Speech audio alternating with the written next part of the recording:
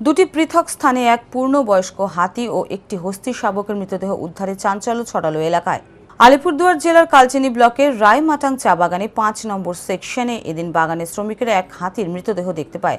শ্রমিকরা বন দপ্তরে খবর দেয়। ঘটনাস্থলে বন দপ্তরের বক্সা ব্যাঘ্র প্রকল্পের বনকর্মীরা ও আধিকারিকরা পৌঁছানোর পর জানায়, ময়না তদন্তের পর বুনো হাতির মৃত্যুর আসল কারণ জানা যাবে। এই বিষয়ে বক্সা ব্যাঘ্র প্রকল্পের এডিএফও নবীকান্ত ঝা জানান, এটি স্ত্রী হাতি এবং অনুমান করা হচ্ছে একদিন আগে মৃত্যু হয়েছে এর।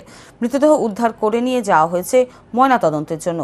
অপরদিকে চা বাগানের ভেতর থেকে হস্তি শাবকের মৃতদেহ উদ্ধারে চাঞ্চল্য এলাকায়।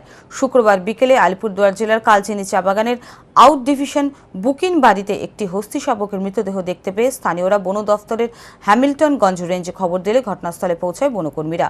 বন দফতরের অনুমান, হস্তি শাবকের বয়স ৪ বছর এবং সম্ভবত দুদিন পূর্বে শাবকটির মৃত্যু হয়েছে।